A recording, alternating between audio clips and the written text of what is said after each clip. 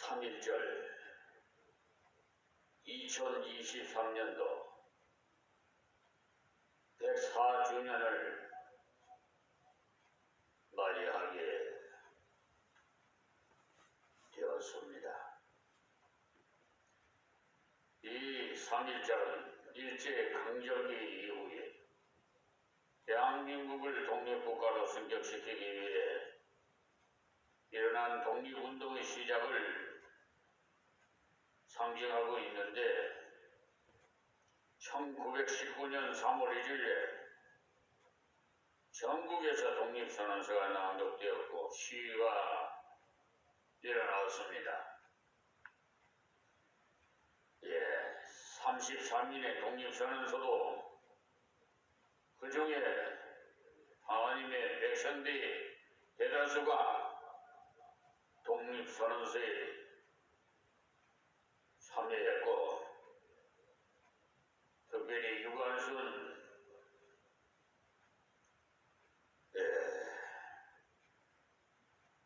어린 나이에도 국가를 사랑하는 마음으로 독립만세를 불렀던 날입니다. 요약해서 내용을 말씀드리면 5대 국경일의 하나로 3.1절인데 1919년 3월 1일 정오를 위해서 일제의 압박에 항거하고 전 세계 민족의 자주독립을 선언하고 온 민족이 총걸기하여서 평화적 시위를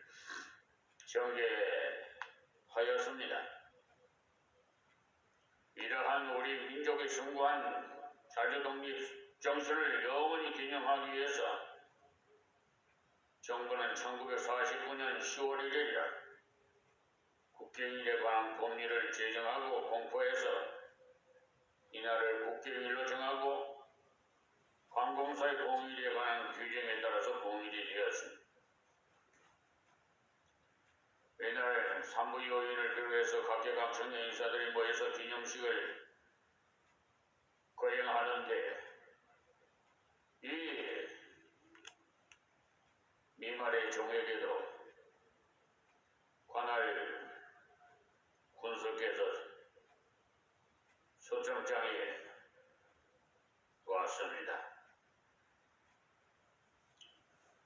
조국 강국을 위해서 싸우다 승국한 그 선열의 그 유족과 애국운동가들로 구성된 강복회 회원들 별도로 탑겨울 공원에서 모여서 그날의 뜻을 되새기는 무식도 거행하기도 하였습니다. 우리나라 헌법에 보면은 유구한 역사와 전통에 빛나는 우리 대한민국민은 3.1운동으로 건립된 대한민국 임시정부의 법통과 불의와 한가한 4.19 민주인형을 계승하고 조국의 민주계획과 평화적 통일의 사명에 입각해서 정의, 인도와 동포애로서 민족의 단결을 공고히 하고 모든 사회적 배척과 불의를 타파하며 자율과 조화를 바탕으로 자유민주적 기본 질서를 더욱 확고히 하여서 정치, 경제, 사회, 문화의 모든 영역에 있어서 각인의 기회를 균등히 하고 능력을 최고도로 발휘하게 하며 자유와 권리에 따르는 책임과 의무를 완수하게 하여 안으로는 국민 생활의 균등한 향상을 기하고 밖으로는 항구적인 세계 평화와 인류 공영에 이바지함으로써 우리들의 자손의 안전과 자유와 행복을 영원히 확보할 것을 다짐하면서 1948년 7월 12일에 제정되고 8차에 걸쳐서 개정된 헌법을 이제 국회의회를 거쳐서 국민투표에 의해서 개정한다라고 되어 있습니다. 그래서 헌법 제1장 1조에 보면은 대한민국은 민주공화국이다. 제2항에 보면 대한민국의 주권은 국민에게 있고 모든 권력은 국민으로부터 나온다. 그리고 7조에 보면은 공무원은 국민 전체에 대한 봉사자이며 국민에 대하여 책임을 진다. 또 10조에 보면은 모든 국민은 인간으로서의 존엄과 가치를 가지며 행복을 추구할 권리를 가진다. 국가는 개인이 가지는 불가침의 기본적 인권을 확인하고 이를 보장할 의무를 지는다. 또한 11조에는 모든 국민은 법 앞에 평등하다. 누구든지 성별, 종교 또는 사회적 신분에 의하여 정치적, 경제적, 사회적, 문화적 생활의 모든 영역에 있어서 차별을 받지 아니한다. 등등으로 헌법에 우리나라 헌법에 제정되어 있습니다. 과연 이 헌법대로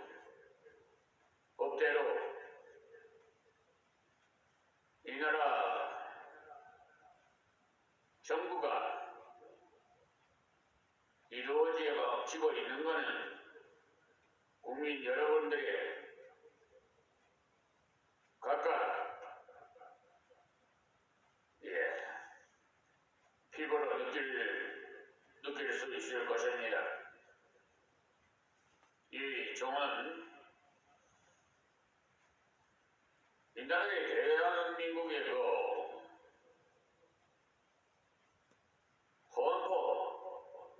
헌법을 다스리는 사법부예요. 법원에서 특별히 이 나라의 수도인 서울 지방법원에서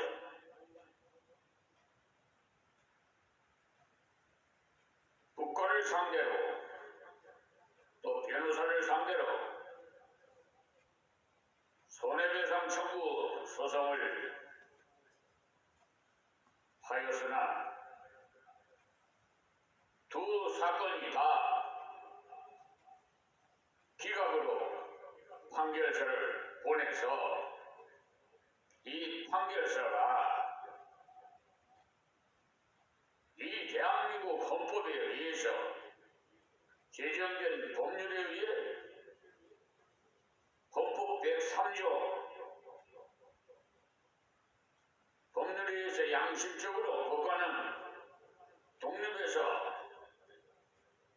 판단한다는 이 법적의 조항을 위반한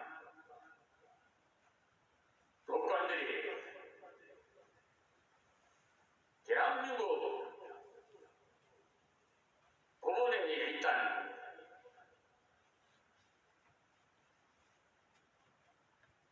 현 판사와 노수 법무법인 소속인 변호사가 정관 내용으로 소송 비용 담보 제공 신청서를 허위로 원고를 기망하고 이미 받아먹은 공탁금을 다시 신청하고 또 이 사건과 관계되지 않는 사건을 두 사건이나 가입시켜서 총 5건으로 3건은 완전히 소송 비용 담보 제공 신청서를 소송을 해서 제출한 것을 그것도 소장 부분이 송달된 103일 만에 변론 기일이 이미 걸쳐 다 지나가고 선고 기일이 정해진 그때 법원에 신청하여 소송 대일이 법무법인 로고스 법무법인 변호사 소송 대리 신청과 위임장 또 답변서 또 담보 제공 소송 비용 담보 제공 신청서 이렇게 신청한 것을 불법인데도 불구하고 그것을 받아서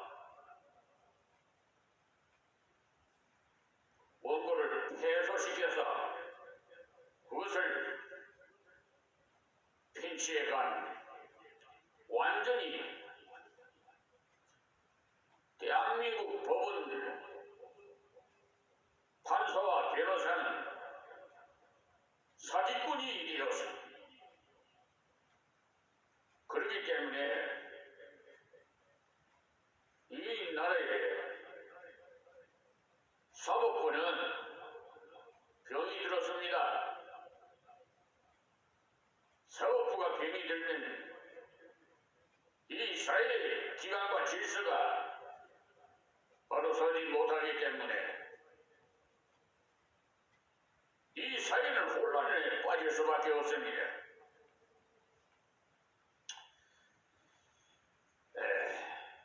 앞으로 이 사건에 하나님께서 심판하실 것입니다.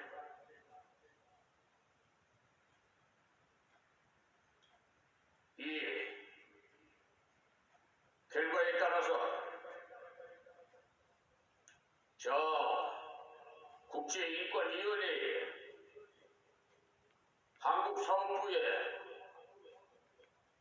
비사실을 인권침해를 인권위원회에 제소할 예정입니다. 어제 이어서 이제 주신 말씀은 이사야 1장 22절 말씀부터 은혜 받겠습니다. 네 은은 찌기가 되었고 너희 포도주에는 물이 섞였도다. 아멘. 이때의 은은 화폐입니다. 은 몇 세겔짜리 은 몇 개라 하면 값어치가 어느 정도라는 것을 그들은 쉽게 알고 있는데 이 은에다가 불순물을 잔뜩 넣어서 속여서 말입니다. 그러니까 상대방은 선언을 알고 가지고 갔으나 찌기가 가득하다는 것입니다. 그리고 포도주를 파는 자들은 물을 섞어서 주었다는 거예요.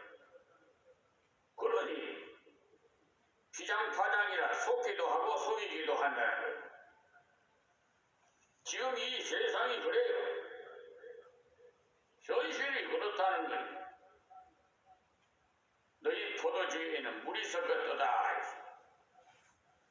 이 사람은 저 사람을 속이려고 물에다가 불순물을 넣은 것을 주어서 속였는데 저 사람은 또 포도주에다 물을 타서 가짜 포도주를 주면서 속으로 상대방이 모르고 잘 속아 넘어가는구나 해서 박수를 쳤지만 자기가 받은 은 역시 가짜이니까 자기도 속았건만 기분만은 자기가 남을 속였다고 생각해서 좋아했다는 것입니다.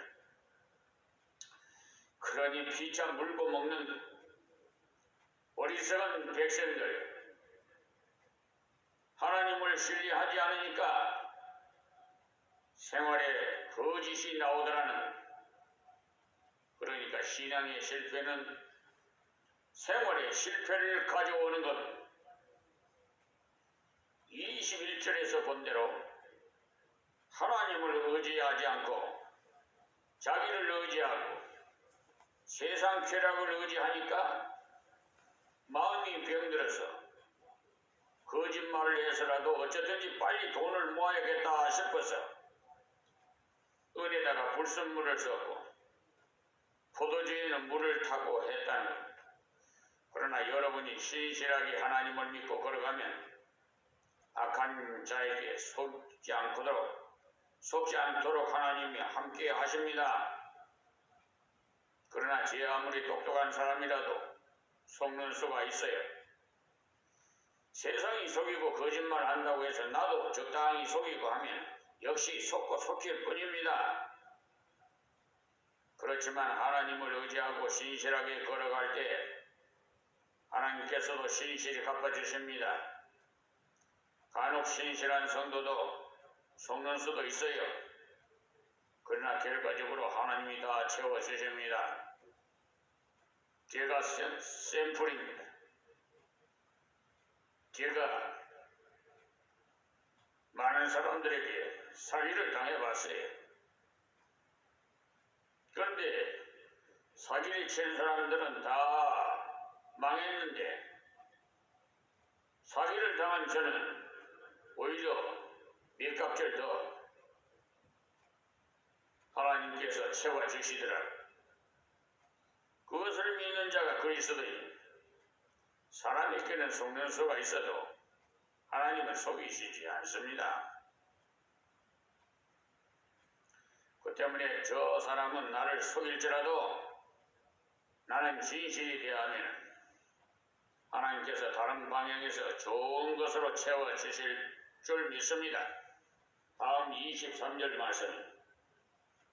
네 방백들은 폐역하여 도적과 짜가며 다 뇌물을 사랑하며 사례물을 구하며 고아를 위하여 신은치 아니하며 과부의 송사를 수리지 아니하는도다.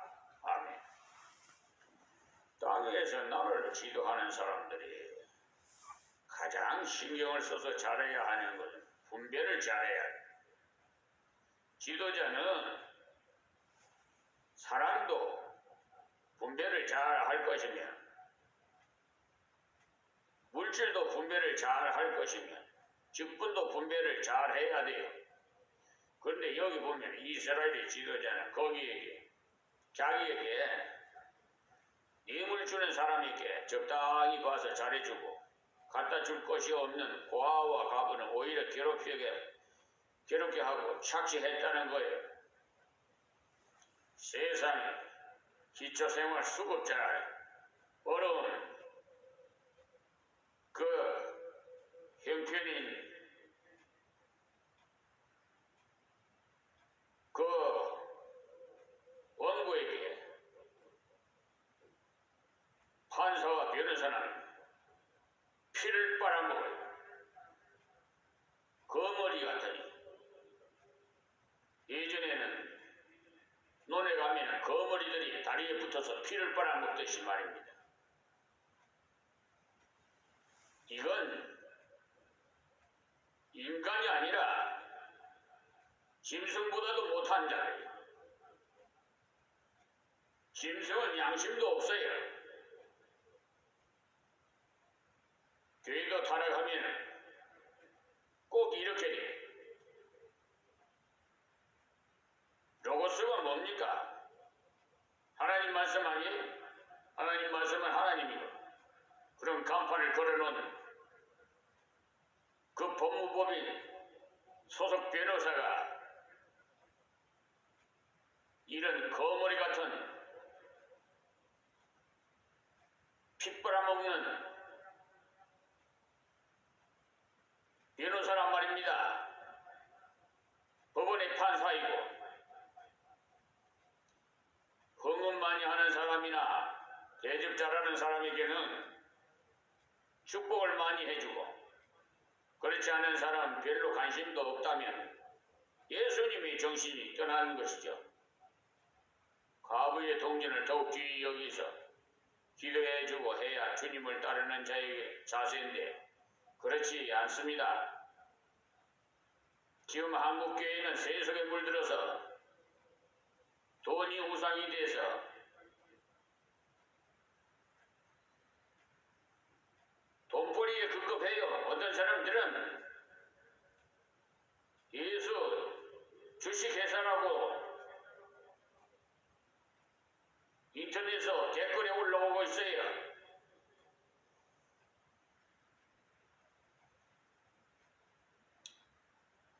이스라엘이 세상과 똑같아져서 세속화가 되었다는 세상이야 갖다주는 것을 싫어하는 사람 없죠. 그러나 성경은 주는 자가 받는 자보다 복이 있다고 했어. 세상은 많은 선물 받은 것을 좋아해서 부러워합니다. 우리도 저렇게 되어봤으면 합니다. 그러나 성경은 나누어 주는 자가 더욱 복이 있다고 했어요. 사실 주는 자는 줄 것이 있으니까 이미 받은 복을 바르게 누리니까 복된 것입니다.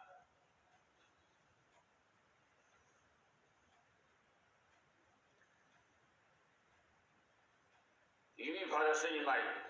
정녕 우리 믿는 자들은 예수님의 이 말씀을 행명 그대로 믿고 그대로 걸어가시기 바랍니다.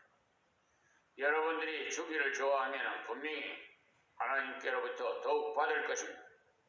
교회적으로도 다른 교회를 많이 도와주면 분명히 복을 받습니다. 이때 주의해야 할 것은 우리가 먼저 정신 좀 차리고 나서 주지 그렇게 생각하면서 행편이 펼게 주려고 하면 잘 못 줘요. 자기가 먹을 것 덜 먹고 주고 쓸 것 덜 쓰고 주어야 줄 것이 있는지 남는 것 주려고 기다리면 평생 남는 것이 없어요. 교회도 이산을 세워놓고 쓰기 때문에 대개가 딱 맞아 들어갑니다. 혹 남은 걸 어쨌거나 다 쓰려고 해요. 먹어서라도 다 쓰려고 하니까 기가 차는 일. 사실 교회 안에서 헛되게 쓰여지는 돈도 많아요. 시골교회 교역자들이 어려움을 당하고 있지만 아랑곳 없이 많은 돈이 헛되게 쓰여지고 있다는 사실이에요. 그것이 교회의 타락이 또 깡패처럼 되어야 타락된 것이 아니에요. 어떤 사람은 내가 이 정도 헌금을 많이 하니까 장로 될 수 있겠지라고 생각하는데 그런 것이 다 타락이에요. 이들의 신앙이 타락하니까 거짓된 생활이 왔고 탐욕의 생활이 왔더라는 이 말씀을 현대에 사는 우리도 나에게 준 말씀으로 받아야 해. 어느 죄 많은 사람이 받아야겠다고 생각해서 순종하기를 미루지 마십시오. 어느 죄 많다고 싶은 교회가 들어야 될 말씀이라고 미루지 마시고 이서 내게 준 말씀으로 받으세요. 신실하게 하나님을 의지하지 않고 관심이 세상으로 향해서 우리들도 자신이 모르는 사이에 거짓이 올라와서 과정에 있는 척합니다. 그리고는 어떻게 하든지 욕심을 채워보고자 해요. 명예욕을 채우고자 빨리 직분을 얻고자 하는 경우도 있고요. 우리 누구나 지름길을 좋아해요. 그러나 그것은 사탄의 길입니다. 사탄이 예수님을 향해서 돌로서 떡을 만들어 먹으라고 유혹했지 않습니까? 그것은 식욕을 채우기 위해서 하나님의 방법을 따르기보다는 지름길로 가라는 것입니다. 또 성전 꼭대기에서 뛰어내리면 이게 폭발해서 전도가 저절로 될 테니까 뛰어내리라고 했지요. 그것도 역시 지름길로 가라고 유혹을 합니다. 여러분의 생각에 우리 교회만 오면 누구나 모든 것이 만사형통하도록 하시면 전도가 저절로 될 텐데 왜 그런 복은 주시지 않을까 싶습니까? 그런 생각, 마귀가 주는 생각이에요. 예수님은 그런 지름길을 단호하게 거절하십니다. 다음 절은 이렇게 다스린 자들 어떻게 하나님이 처리하셨는가에 대해서 주신 말씀입니다. 24절에 그러므로 주 만군의 여호와 이스라엘의 전능자가 말씀하시되 슬프다 내가 장차 내 대적에게 보응하여 내 마음을 편케 하겠고 내 원수에게 보수하겠으며. 아멘. 여기서 하나님께서 왜 당신의 이름을 여러 가지로 표현했습니까? 주 만군의 여호와 이스라엘의 전능자라고 하셨겠습니까? 하나님 당신은 바르게 믿으라는 말씀이에요. 주란 내가 나의 참 주인이라는 말씀이에요. 또 만군의 여호와라는 약속을 반드시 지키시는 하나님이시니 하나님과 그 약속을 반드시 믿으라는 것. 그리하면 만족한 은혜가 역사한다는 것. 그러니까 하나님에 대한 명칭을 여러 가지로 많이 붙이는 것은 하나님을 바르게 알도록 하기 위함이고 또 이스라엘의 전능자라고 하셨는데 하나님 능력이 전능하시다는 말씀. 그러니까 주 만군의 여호와는 하나님의 사랑을 강조한 것. 나는 너희 주인이니까 너를 사랑한다는 것. 사랑하기 때문에 약속했다는 것. 그리고 사랑하는데 힘이 없으면 소용이 없는데 사랑하시는 분이 전능자시니까 의심 없이 믿으라는 겁니다. 슬프다 내가 장차 내 대적에게 보응하며 내 마음을 편케 하겠고라고. 이 말씀은 이스라엘이 하나님을 버렸으므로 하나님이 원수가 되어 버렸다는 것. 빌립보서 3장 18절에 보시면 내가 여러 번 너희에게 말하였거니와 이제도 눈물을 흘리며 말하노니 여러 사람들이 그리스도 십자가의 원수로 행하느니라. 저희의 마침은 멸망이요 저희의 신은 배요 그 영광은 저희의 부끄러움에 있고 땅의 일을 생각하는 지라고 말씀하셨어요. 신약이나 구약이나 원리는 똑같습니다. 내가 전능자로 너를 사랑하건만 그런데도 나를 의지하지 않고 자주 대적하니 내 원수가 되었구나 라는 식의 표현입니다. 능력이 많으시는 사랑이 많으신 하나님을 의지하면 나를 감싸주시는데 그 사랑과 능력이 역사하시지만 그러나 하나님을 대적하면 그 능력으로 인해서 내가 부수어지지 될 수 있겠습니까? 하나님께서는 채찍을 떼서라도 깨닫도록 하시겠다는 것입니다. 오늘은 여기서 말씀했습니다. 하나님 고맙고 감사합니다. 주신 말씀 다 귀 있는 자들은 들어서 자신을 한번 돌아보고 남은 생에는 하나님의 뜻에 따라서 올바른 신앙생활, 의로운 신앙생활을 할 수 있도록 믿음을 주시옵시고 이방인들도 구원시켜 하늘나라 확장사업이 이루어지게 하여 주시옵소서. 특별히 오늘은 하나님께서 이 나라를 회복시키기 위해서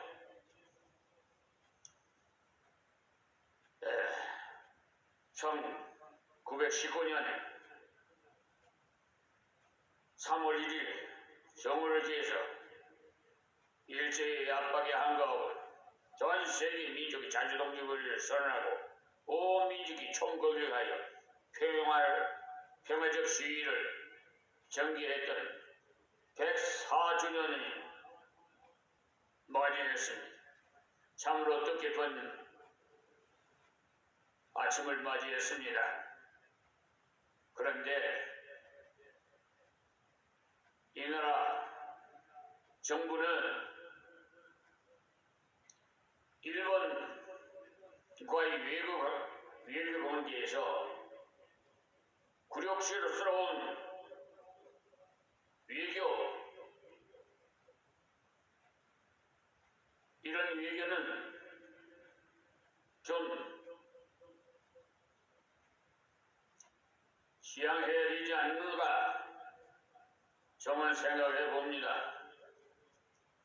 원수를 사랑하라고 하셨건만 그래도 일제강점기에 많은 이 나라 국민들이 일본 사람으로부터 군인으로부터 많이 총살당하고 죽어간 손녀들이 있습니다. 그 중에도 우리 조부께서 저 순천 동학운동에 참여하다 일본 술사에 칼에 맞아서 순직했는데 참으로 자랑스럽습니다. 그 피가 지금 이 나라가 존재한다는 사실, 선열들의 피가 있기 때문에 하나님의 은혜로 이 나라를 회복시켜 주신 하나님 감사합니다. 고맙고 감사합니다. 길에 지켜주셔서 이 나라 남북도 평화 통일로 이루어지게 복음화로 저 북한이 김정일의 마음을 움직이고 모든 고위층들의 마음을 움직일 수 있는 하나님의 복음이 저들에게 전하여져서 진실한 하나님의 사랑으로 평화 통일이 이루어져 세계에서 가장 살기 좋은 나라로 복 내려 주시옵소서. 예수님의 이름으로